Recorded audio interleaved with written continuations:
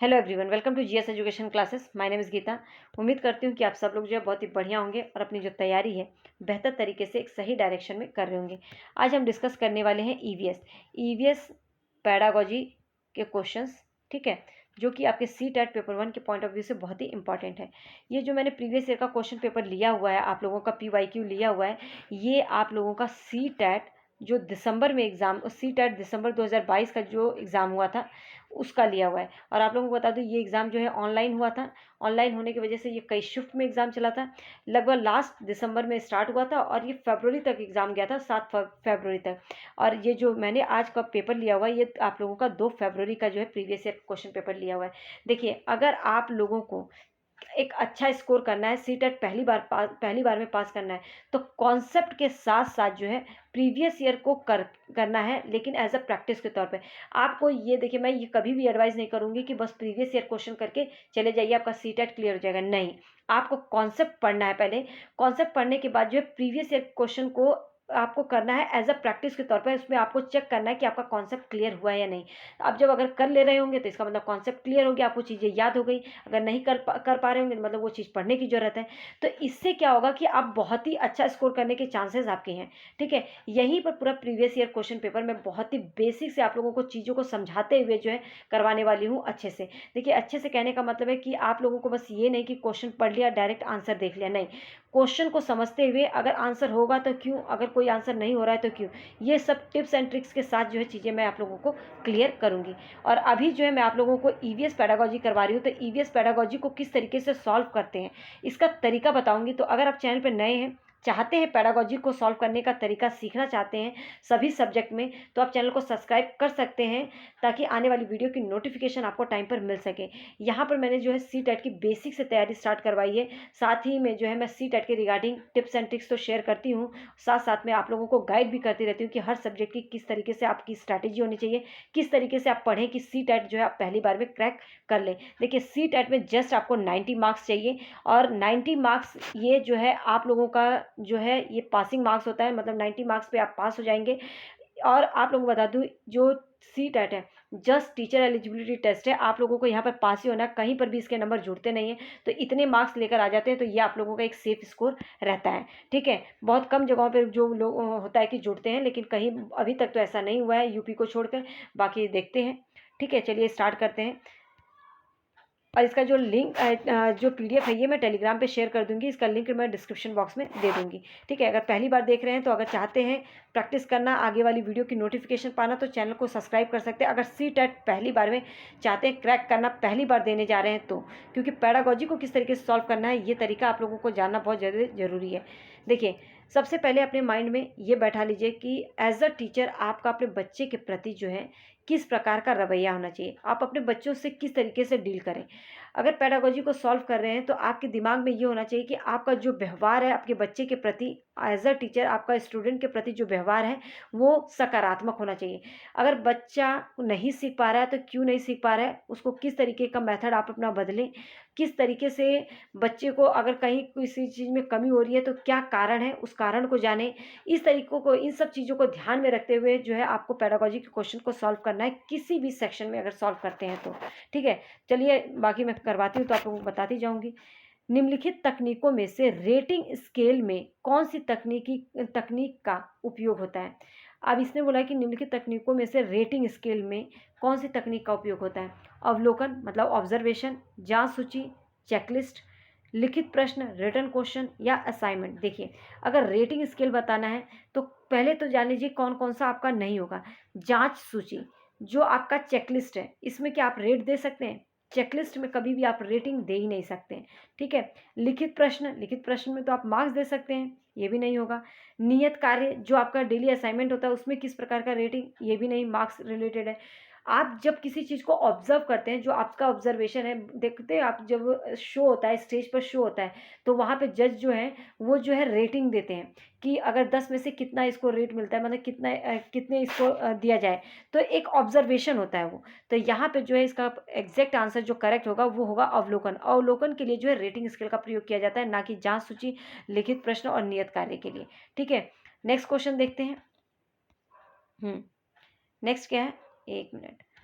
पर्यावरण अध्ययन में बच्चे जो हैं, हाँ, पर्यावरण अध्ययन में बच्चों को शिक्षण अधिगम से जोड़ने की सबसे प्रभावशाली जो युक्ति है वो कौन सी होगी? सबसे प्रभावशाली युक्ति, ठीक है। अगर पर्यावरण अध्ययन में बच्चों को किससे शिक्षण अधिगम से जोड़ने के लिए सबसे अच्छी युक्ति कौन सी होगी, तो क्या है, पाठ्य पुस्तक का पठन। देखिए, कभी भी अगर आपके ऑप्शन में पठन करना हो, पाठ्य पुस्तक को सिर्फ पढ़ना हो या याद करना हो, इस तरह के क्वेश्चन दिखे तो वो जो है ऑप्शन हो ही नहीं सकता। शिक्षक के द्वारा व्याख्यान, ये तो शिक्षक केंद्रित हो गया। छोटे बच्चे, क्योंकि आप लोगों को पर्यावरण पढ़ा रहे हैं ना, 5th क्लास के बच्चे, व्याख्यान विधि उनके लिए क्या सही है? नहीं, तो ये भी आपका ऑप्शन नहीं होगा। शिक्षक द्वारा प्रदर्शन, अब यहाँ पे भी जो शिक्षक ही इन्वॉल्व है, ठीक है, बच्चे को नहीं इन्वॉल्व कर रहा है, क्योंकि अगर शिक्षक केंद्रित है तो वो तो आपका होगा ही नहीं, ठीक है, ये भी आपका गलत। किस्से कहानियाँ, बिल्कुल, किस्से कहानियाँ में जो है टीचर अगर बता रहे हैं तो बच्चे अगर सुनेंगे, उसमें इंटरेस्ट लेंगे, क्वेश्चंस करेंगे, बच्चे भी इंटरेक्ट करेंगे, तो यहाँ पे जो है अगर पर्यावरण अध्ययन में बच्चों को शिक्षण अधिगम से जोड़ना है तो सबसे बेस्ट है नैरेटिव स्टोरी, ठीक है। तो ये जो है आप लोगों का जो है सही होगा 4th ऑप्शन। उम्मीद करती हूँ ये क्लियर हो गया होगा। नेक्स्ट क्वेश्चन देखते हैं। नेक्स्ट क्वेश्चन क्या है, निम्नलिखित में से कौन सा पर्यावरण अध्ययन सीखने का रचनात्मक आकलन का साधन नहीं है?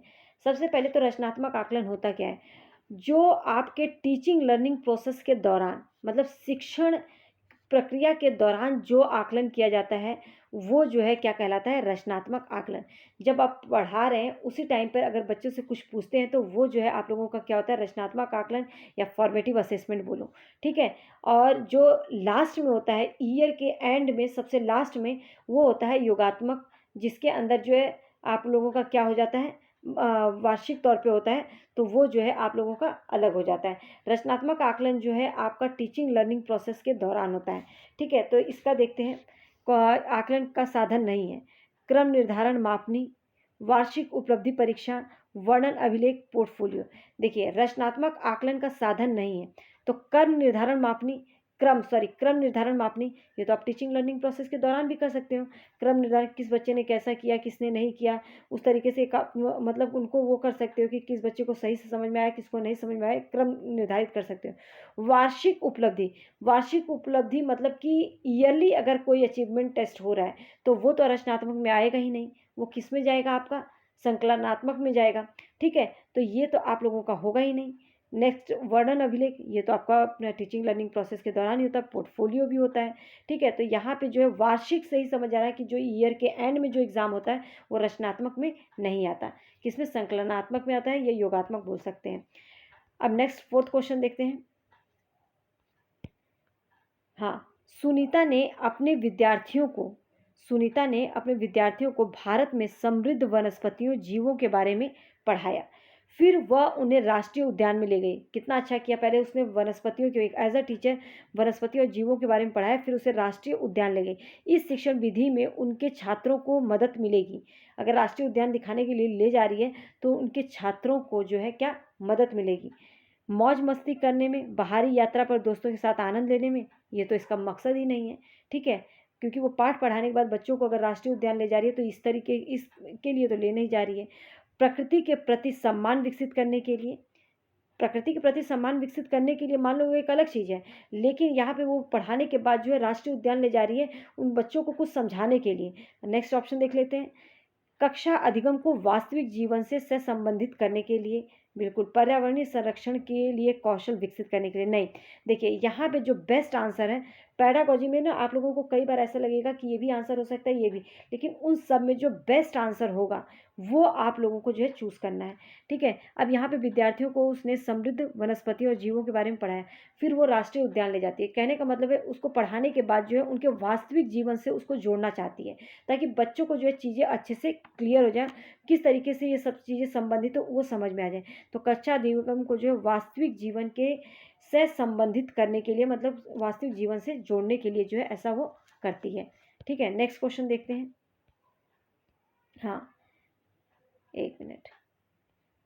रमेश अपने विद्यार्थियों को देश के विभिन्न हिस्सों में त्योहारों के दौरान तैयार किए गए विभिन्न व्यंजनों की जानकारी एकत्र करने, और कक्षा में प्रदर्शित करने के लिए परियोजना देता है। मतलब एक प्रोजेक्ट वर्क अपने बच्चों को देते हैं कि त्योहारों के दौरान मतलब कि अपने देश के विभिन्न हिस्सों में जो त्यौहार मनाए जाते हैं उन त्योहारों में कौन कौन से व्यंजन होते हैं उसकी जानकारी एकत्र करें और कक्षा में प्रदर्शित करें।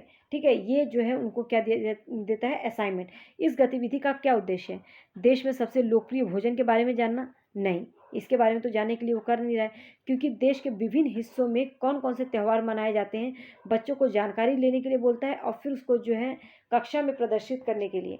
ठीक है, तो ये तो इसका मतलब होगा नहीं। छात्रों को विभिन्न व्यंजन आजमाने के लिए प्रेरित करना, देश के विभिन्न हिस्सों में पकाए जाने वाले व्यंजनों का रिकॉर्ड बनाना कहीं पर भी ऑप्शन में दिखे तो वो आप लोगों का जो है गलत होगा। छात्रों के विभिन्न व्यंजन आजमाने के लिए नहीं, आजमाने के लिए क्या, यहाँ पर क्या कोई वैसे कुछ वो थोड़ा ना खेल खेल रहे हैं, यहाँ पे चीज़ों को कुछ समझाना चाह रहा है, एज अ टीचर जो है कुछ बताना चाह रहा है। तो विभिन्न व्यंजनों को आजमाने के लिए प्रेरित नहीं करना उसे। हमारे देश की संस्कृति की विविधता के बारे में छात्रों को संवेदनशील बनाने के लिए। कहने का मतलब ये कार्य उसका देने का मतलब है कि देश के विभिन्न हिस्सों में जो त्यौहार मनाए जाते हैं, देखिए सभी त्योहारों में अलग अलग प्रकार के भोजन, अलग अलग प्रकार के व्यंजन बनाए जाते हैं, वो ये बच्चे उसके बारे में जाने। इससे क्या है, वो सभी संस्कृति की विविधता के बारे में जो है, अपने देश के संस्कृति की विविधता के बारे में जो है क्या कर पाएंगे, समझ पाएंगे और उसके जो है सेंसिटिविटी उनके अंदर जो है एक आएगी। ठीक है, तो वो संवेदनशील बनाना है उनको। तो ऑप्शन 4 जो है यहाँ पर करेक्ट है। नेक्स्ट क्वेश्चन देखते हैं। देखिए 1 मिनट। हाँ, अमित के विद्यालय में एक पर्यावरण अध्ययन विषय पर प्रदर्शनी आयोजित की गई है। पर्यावरण अध्ययन विषय पर क्या प्रदर्शनी आयोजित की गई है? प्रदर्शनी एक उद्देश्य के साथ आयोजित की गई है। आपके अनुसार निम्नलिखित में से कौन सा सबसे उपयुक्त उद्देश्य है? कहने का मतलब एक प्रदर्शनी लगाई गई है पर्यावरण अध्ययन के विषय पर, तो उसका उसका क्या मुख्य उद्देश्य है उस प्रदर्शनी का? माता पिता को संतुष्ट करने के लिए। देखिए, पर्यावरण अध्ययन के विषय से संबंधित है तो इसमें माता पिता को जो संतुष्ट करने की तो कोई बात ही नहीं है। ठीक है, प्रिंसिपल और सहकर्मियों को प्रसन्न करने के लिए नहीं। देखिए, कभी भी ऑप्शन में किसी को कुछ भी प्रसन्न करने के लिए आए, कहीं पर भी ऐसी चीज़ें दिखे तो वो आपका होगा ही नहीं। अनुशासन बनाने के लिए या बच्चों को अनुशासन सिखाने के लिए इस टाइप का जो है अगर ऑप्शन में दिखे तो वो ऑप्शन जो है होगा ही नहीं। शिक्षार्थियों में रचनात्मक प्रवृत्ति को दिशा देने के लिए या भविष्य के कैरियर विकल्पों के लिए शिक्षार्थियों को प्रशिक्षित करने के लिए। देखिए, अगर कक्षा में मतलब कि भविष्य में बच्चों को जो है आगे के लिए प्रशिक्षित करने के लिए, शिक्षार्थियों को प्रशिक्षित करने के लिए आगे के लिए, तो ये अगर ऑप्शन में दिखे तो ये भी आपका नहीं होगा। आगे उनको जो है रोजगार के लिए तैयार करने के लिए दिखे तो वो भी ऑप्शन नहीं होगा। ठीक है, आगे की कक्षाओं में बेहतर प्रदर्शन करने के लिए अगर ऐसा ऑप्शन दिखे तो वो भी ऑप्शन नहीं होगा। इस टाइप का अगर हो भविष्य में कैरियर को लेकर आपने यहाँ पे बात कर दी गई है तो ये ऑप्शन जो है कभी भी नहीं होगा। अगर ऑप्शन में इस तरह के अगर आपको दिखे कैरियर विकल्प या आगे जो है बच्चों को आगे रोजगार प्रदान करने के लिए या आगे की कक्षा में भेजने के लिए इस तरीके का कुछ भी दिखे ऑप्शन में तो वो ऑप्शन जो है आप लोगों का सही नहीं होगा। तो यहाँ पे जो है आप लोगों का करेक्ट आंसर है वो थर्ड है कि शिक्षार्थियों में रचनात्मक प्रवृत्ति को दिशा देने के लिए। ठीक है, अगर प्रदर्शनी आयोजित की जा रही है तो इस प्रदर्शनी का उद्देश्य मैंने कि शिक्षार्थियों में एक क्रिएटिविटी आए, उसको एक दिशा देने के लिए। ठीक है, नेक्स्ट क्वेश्चन देखते हैं। अगर वीडियो पसंद आ रही हो, लगता है कि आप लोगों को चीज़ें क्लियर हो रही हो तो प्लीज़ हिट लाइक बटन और लोगों को शेयर कर दीजिए जो भी सेल्फ स्टडी करें ताकि उनको एक हेल्प मिल सके। नेक्स्ट 7th क्वेश्चन देखते हैं, मतलब कि आपका ये क्वेश्चन नंबर 82 है। निम्नलिखित में से कौन सा उपागम पर्यावरण अध्ययन के शिक्षण से संबंधित नहीं है? पर्यावरण अध्ययन के शिक्षण से संबंधित नहीं है। एकीकृत, प्रक्रिया, निरंकुश, वैचारिक। अब इसमें से जो है कौन सा जो है संबंधित नहीं है, तो अब इस पर देखते हैं तो इसका कौन सा आंसर होगा। देखो, पर्यावरण अध्ययन के शिक्षण से संबंधित नहीं है तो आपको अगर पर्यावरण अध्ययन को पढ़ाना है तो उसमें जो है एकीकृत है, ये सभी विषय जो है एक दूसरे से संबंधित है, इसको ध्यान में रखते हुए तो ये तो सही है। प्रक्रिया, ये भी सही है। अब यहाँ पर निरंकुश है, क्या पर्यावरण अध्ययन के शिक्षण से मतलब एक तरह से निरंकुश है, तो ये आप लोगों का जो है गलत होगा। वैचारिक, धारणात्मक, ये सही है। तो यहाँ पे जो है थर्ड ऑप्शन जो है आप लोगों का गलत होता है, निरंकुश। ठीक है, नेक्स्ट देखते हैं। नेक्स्ट एट्थ क्वेश्चन मतलब कि 83 क्वेश्चन। ईवीएस के अधिगम में ये 8 नंबर दे रखा है, क्योंकि पिछली बार जो ऑनलाइन का पेपर हुआ था ना, उसमें जो है आपका एनसीईआरटी से 15 क्वेश्चन अलग कर दिया गया था, 15 क्वेश्चन जो सीडीपी के आने थे वो पैडागोजी के आने थे वो अलग कर दिया था। तो इस तरीके से इसको डिवाइड कर दिया, इसलिए आप लोगों को यहाँ पे 8 नंबर दिख रहा होगा, लेकिन ये क्वेश्चन नंबर जो है ये 83 है। ठीक है। ईवीएस के अधिगम में निम्नलिखित में से किस विधि के द्वारा अधिकतम मनोप्रेरक पक्ष का विकास होगा? ईवीएस का अगर आप पढ़ा रहे हैं तो इससे किस विधि द्वारा जो है अधिकतम मनोप्रेरक पक्ष का विकास होगा? कहने का मतलब है कि कौन से मेथड का आप विच ऑफ द फॉलोइंग, इनमें से कौन से मेथड का जो है आप यूज़ करेंगे ईवीएस को पढ़ाने के लिए? ठीक है, कौन सा बेस्ट रहेगा? तो आपका प्रदर्शन विधि, व्याख्यान विधि तो होगा ही नहीं, छोटे बच्चों को व्याख्यान विधि सही नहीं रहता। पोस्टर बनाना, प्रदर्शन करना नहीं। यहाँ पे आपका जो एग्जैक्ट आंसर सही जाता है वो ये कि एकीकृत विधि। एकीकृत विधि इंटीग्रेटेड, मतलब कि इंटीग्रेटेड मेथड का अगर प्रयोग करेंगे तो क्योंकि बच्चे जो है एक दूसरे सभी सब्जेक्ट को जो है एक दूसरे से संबंधित करके अगर समझेंगे तो वो अच्छे तरीके से जो है समझ पाएंगे। ठीक है, एकीकृत विधि का प्रयोग करना है, दूसरे विषयों के साथ जो है इसको जोड़ के जो है पढ़ाना है। ठीक है, तो बच्चों के लिए सही रहेगा। तो यहाँ पे थर्ड ऑप्शन जो है करेक्ट होता है। नेक्स्ट देखते हैं, पर्यावरण अध्ययन शिक्षण अधिगम निर्भर करता है। पर्यावरण अध्ययन जो है वो शिक्षण अधिगम निर्भर किस पे करता है? बच्चों के पूर्व अनुभवों पर, संसाधनों की उपलब्धता पर, विद्यालय दर्शन पर, या बच्चों की जरूरतों पर। देखिए, जो पर्यावरण अध्ययन है शिक्षण अधिगम निर्भर करता है बच्चों के पूर्व अनुभव पर। बिल्कुल, बच्चों के पूर्व अनुभव पर तो हर चीज़ निर्भर करती है, संसाधन भी होने चाहिए। विद्यालय दर्शन पर, क्या विद्यालय की मतलब कि क्या है विद्यालय, उसको क्या जानकर करेंगे? विद्यालय की फिलॉसफी क्या, उससे कोई मतलब नहीं है। बच्चा, विद्यालय में बच्चा महत्वपूर्ण है। ठीक है, बच्चे की ज़रूरतों पर। तो यहाँ पर ए बी डी जो है आप लोगों का करेक्ट होता है। देखते हैं ऑप्शन में ए बी डी कहीं है, एक मिनट। हाँ, ए बी डी आपका पहला ऑप्शन ही यहाँ पे दिख रहा होगा। तो यहाँ पे जो है आप लोगों का ये जो है सही होगा, ए बी डी। ठीक है, तो उम्मीद करती हूँ ये क्वेश्चन क्लियर हो गया होगा, क्यों होगा आंसर ये भी समझ में आ गया होगा। नेक्स्ट 10th क्वेश्चन देखते हैं। हाँ, तो क्या है, एक मिनट। देखिए, निम्नलिखित में से पर्यावरण अध्ययन की कक्षा में सबसे ज़्यादा जरूरी क्या है? पर्यावरण अध्ययन की कक्षा में चार्ट, प्रोजेक्ट, स्थानीय संसाधन, शिक्षक। सिंपल सी बात है, स्थानीय संसाधन। अगर आपका लोकल जो है रिसोर्सेज ही नहीं होगा तो आप किस तरीके से जो है उसको करवा पाएंगे? तो पर्यावरण अध्ययन की कक्षा में सबसे ज़्यादा क्या जरूरी है? आपका स्थानीय संसाधन। ओके, नेक्स्ट क्वेश्चन देखते हैं। एक मिनट। 11th क्वेश्चन मतलब कि 86 क्वेश्चन आपका। एनसीईआरटी ईवीएस पर्यावरण अध्ययन की पाठ्य पुस्तक में रेलवे टिकट का नमूना दिखाया गया है। जब आप एनसीईआरटी पढ़ेंगे ना तो उसमें रेलवे टिकट के बारे में बताया गया है, जो कि बहुत ही इंपॉर्टेंट, इससे रेलवे टिकट से रिलेटेड भी क्वेश्चन आता है। देखो इसी को पैडागोजी में किस तरीके से उसने बदल दिया है। तो ये क्या बताता है? विद्यार्थियों को टिकट में उपयोग किए जाने वाले विभिन्न विवरणों का ज्ञान प्रदान करने के लिए, कभी भी क्वेश्चन में दिखे ज्ञान प्रदान करने के लिए बच्चों को जो है चीज़ें बताई जा रही हैं, उनको सिर्फ ज्ञान देने के लिए या परीक्षा पास करने के लिए या याद करवाने के लिए, इस टाइप का कुछ भी वर्ड दिखे ऑप्शन में तो वो आपका ऑप्शन होगा ही नहीं। ठीक है, विद्यार्थियों में निर्णय के कौशल को विकसित करने के लिए, विद्यार्थियों को रेलवे के बारे में अवगत कराने के लिए। देखिए, विद्यालय के विद्यार्थियों को निर्णय कौशल को विकसित करने के लिए रेलवे टिकट का अगर नमूना दिखाया जा रहा है तो उसमें निर्णय कौशल को विकसित करने का क्या मतलब है? कुछ नहीं।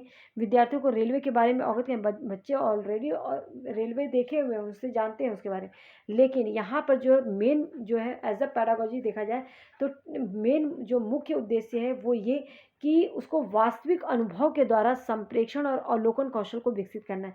मतलब वास्तविक अनुभव देना चाहते हैं कि उनका जो है इससे कि क्या उसके अंदर ऑब्जर्वेशन स्किल जो है बढ़े। ठीक है, अवलोकन कौशल को विकसित करने के लिए, वास्तविक अनुभव देने के लिए। तो कभी भी ऑप्शन में वास्तविक चीज़ों से रिलेटेड हो, उसके वास्तविक जीवन से जोड़कर हो, उसके वास्तविक अनुभव से जोड़कर हो उसको, तो इस टाइप के ऑप्शन अगर दिखे तो वो आंसर हमेशा करेक्ट होता है। ठीक है, नेक्स्ट 12th क्वेश्चन देखते हैं। उम्मीद कर रही होंगी कि ये सही आप लोगों को चीज़ें समझ में आ रही होंगी। अगर समझ में आ रही है तो प्लीज़ हिट लाइक बटन, और पहली बार चैनल पर है तो चैनल को सब्सक्राइब कर लीजिए ताकि आने वाली वीडियो की नोटिफिकेशन आपको टाइम पर मिल सके। आप लोग सपोर्ट करते रहिए। आप लोगों को जो है पूरा सी टेट के एग्ज़ाम तक आप देखेंगे कि आपका बहुत कुछ जो है तैयार हुआ होगा। मैं डेली जो है आप लोगों के लिए इस पे काम कर रही हूँ। डेली जो है मैं आप लोगों के लिए मटेरियल भी बनाती हूँ, कंटेंट बनाती हूँ, आप लोगों को वो जो है टेलीग्राम पे शेयर भी करती हूँ। ठीक है, तो टेलीग्राम पे जो भी मैं क्लासेस लेती हूँ उसका जो भी पीडीएफ होता है वो टेलीग्राम पे शेयर कर देती हूँ।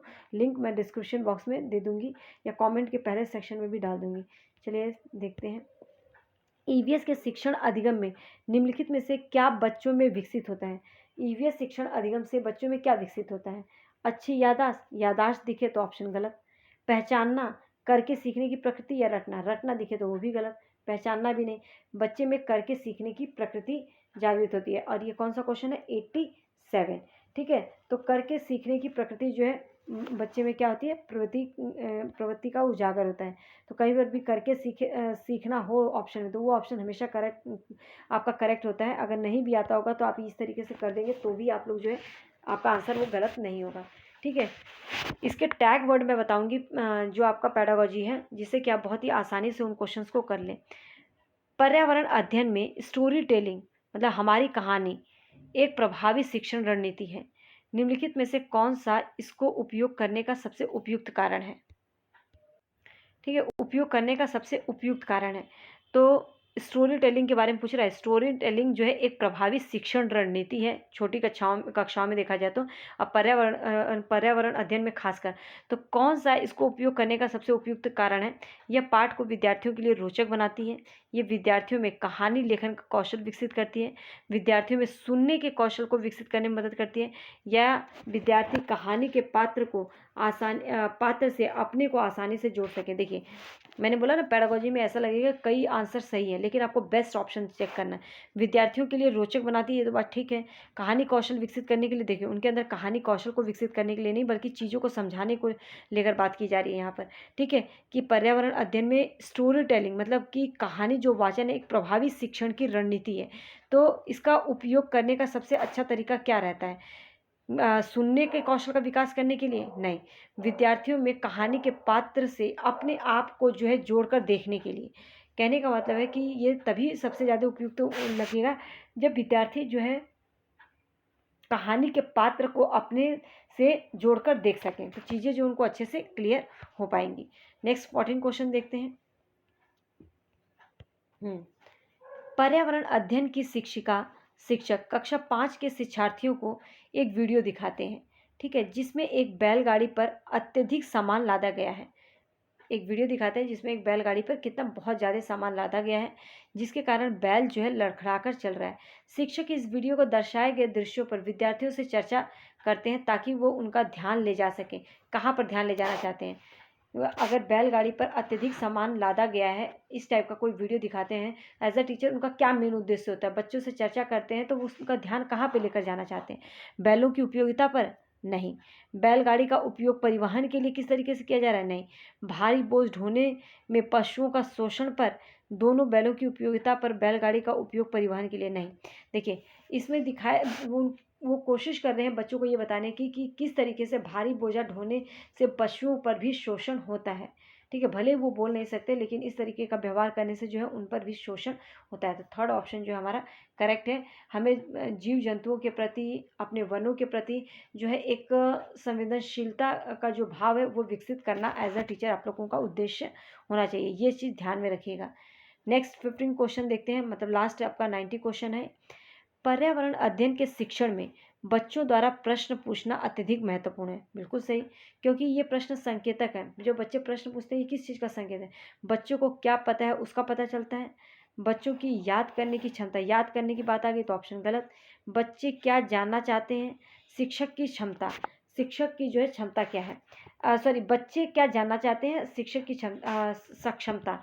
तो यहाँ पर जो है प्रश्न पूछते हैं, इसका महत्वपूर्ण कारण बच्चों का ये नहीं कि वो बच्चों की मतलब शिक्षक की सक्षमता जाने, ये नहीं है। ठीक है, ये ऐसा इसलिए ऐसा नहीं पूछते हैं वो। बच्चे को क्या पता है उसका पता चले, नहीं, इसके लिए भी नहीं। बच्चे क्या जानना चाहते हैं? पर्यावरण अध्ययन के शिक्षण में बच्चों द्वारा अगर प्रश्न अत्यधिक महत्वपूर्ण है पूछना, क्योंकि इससे ये पता चलता है कि बच्चे क्या जानना चाहते हैं किसी भी चीज़ के बारे में। ओके, तो उम्मीद करती हूँ कि ये जो है क्वेश्चन क्लियर हो गया होगा। इसका थर्ड ऑप्शन जो है हमारा सही है कि बच्चे क्या जानना चाहते हैं, इसलिए जो है बच्चों के द्वारा जो है प्रश्न पूछने के लिए प्रेरित करना चाहिए ताकि पता चल सके और हम जो है चीज़ों को एक्सप्लेन कर सकें। उम्मीद करती हूँ कि वीडियो पसंद आई होगी। अगर पसंद आई हो तो प्लीज़ हिट लाइक बटन और लोगों के साथ शेयर कर दीजिए। और अगर चैनल पर नए हैं तो चैनल को सब्सक्राइब कर सकते हैं अगर सी टेट की बेसिक से तैयारी करना चाहते हैं तो। ठीक है, ऑल द बेस्ट।